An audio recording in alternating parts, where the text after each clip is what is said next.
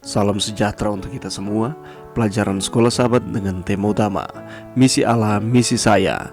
Pelajaran ke-10, Misi kepada yang belum dijangkau bagian pertama. Rabu 6 Desember, memperkenalkan Allah yang baru. Sekarang, setelah Paulus telah mendapatkan perhatian dari para pemikir di Athena ini, dia mengalihkan pendengar kepada Allah di surga. Bacalah Kisah Para Rasul 17 ayat 24-27. Dalam ayat-ayat ini, pendekatan apakah yang diambil oleh Paulus dalam usahanya untuk menjangkau orang-orang ini? Bagi orang-orang yang cukup peduli tentang hal-hal yang bersifat rohani dengan membangun sebuah mazbah bagi satu Allah yang tidak dikenal, kata-kata Paulus ini agak menjebak. Satu pribadi Allah pencipta yang tidak tinggal di sebuah kuil dan tidak membutuhkan apa-apa dari manusia, tetapi sebaliknya menyediakan kebutuhan manusia. Untuk sebuah budaya yang kental dengan mitologi Yunani, di saat Allah-Allahnya tidak dapat diprediksi, egois dan kejam, ide dari satu pribadi Allah seperti yang Paulus gambarkan merupakan hal yang sangat menarik. Dan orang-orang di Areopagus mengambil langkah awal mereka menuju ke arah Allah yang adalah kasih. Faktanya, Allah ini yang tidak mereka kenal ternyata bisa dikenal. Sungguh dia ingin dikenal. Paulus kemungkinan berbicara lebih lama di Areopagus dibandingkan dengan sedikit uraian yang Lukas bagikan dalam cerita ini. Hal ini kelihatannya masuk akal untuk tujuan menghemat spasi dalam tulisannya, sehingga membuat Lukas hanya merangkumkan pidato Paulus. Jika hal ini benar, maka setiap konsep yang kita baca sejauh ini kemungkinan besar dikembangkan oleh Paulus dengan lebih terperinci. Sekarang, mari kita uraikan pidato Paulus menjadi beberapa konsep. Pertama, Paulus memuji ketulusan dan kepekaan dari kerohanian mereka saat itu.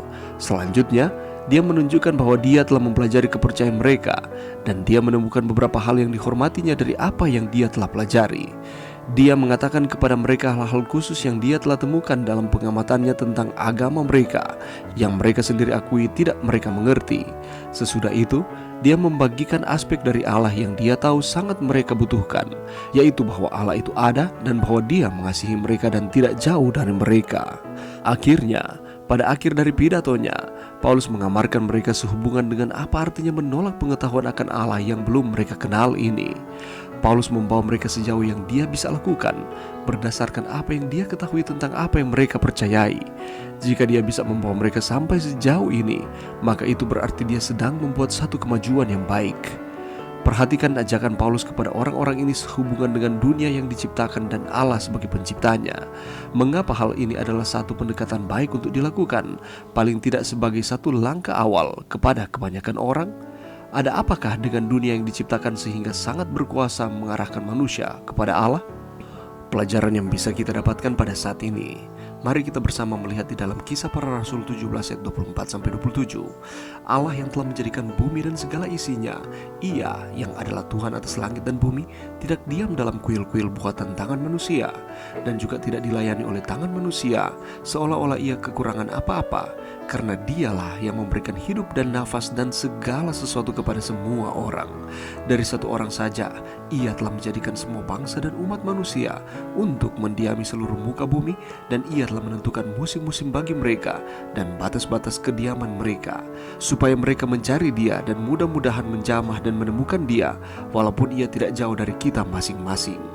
Cerita dalam kitab Kisah Para Rasul 17 ayat 24-27 ini menyoroti pandangan Rasul Paulus tentang ketuhanan Allah dan kedekatannya dengan manusia.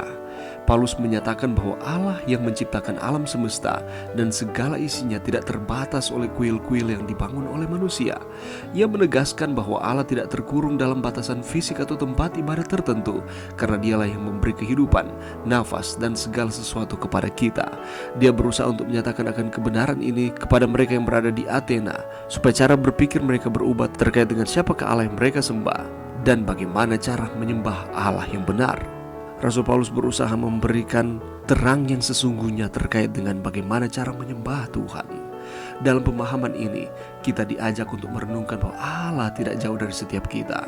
Pesan ini menekankan bahwa kita tidak perlu mencarinya jauh-jauh, karena kehadirannya meliputi segala aspek di dalam kehidupan kita setiap hari. Allah hadir dalam langkah kehidupan kita, siap untuk berkomunikasi dan memenuhi hati kita dengan kasih-Nya yang tak terbatas. Ada kalimat yang menyatakan bahwa Allah hanya sejauh doa. Di saat kita berdoa, berkomunikasi dengan Tuhan, disitulah Allah ada. Saat Paulus mengajak orang-orang untuk mencari Tuhan, ia mengingatkan mereka bahwa Allah tidak jauh.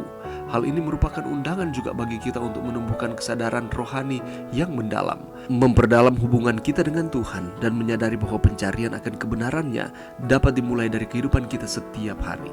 Dari pelajaran ini kita diingatkan bahwa Allah siap untuk ditemukan dan mengisi hidup kita dengan kasih-Nya yang tak terbatas, yang tulus kepada mereka yang mencarinya dengan sepenuh hati. Pemahaman akan kedekatannya yang mencakup segala hal dapat menginspirasi kita untuk dapat memperkuat akan iman dan terus menyadari bahwa Dia selalu bersama dengan kita, terus melindungi dan memberkati saudara dan saya di dalam setiap kehidupan kita. Kenyataannya adalah bahwa Allah yang tadinya tidak dikenal oleh orang-orang di Athena ternyata bisa dikenal, karena Allah sangat dibutuhkan oleh baik orang Athena maupun kita pada saat ini. Dia itu ada, Dia mengasihi orang-orang di Athena, dan Dia mengasihi juga kita yang ada pada saat ini. Mari kita memperkenalkan Allah di dalam setiap kehidupan kita kepada setiap orang lewat cara hidup kita.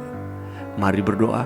Terima kasih Tuhan atas firman-Mu pada saat ini. Bantu kami Tuhan untuk kami dapat memperkenalkan Allah di dalam kehidupan kami kepada setiap orang lewat kehidupan kami setiap hari. Ini doa kami Tuhan di dalam nama Yesus. Amin.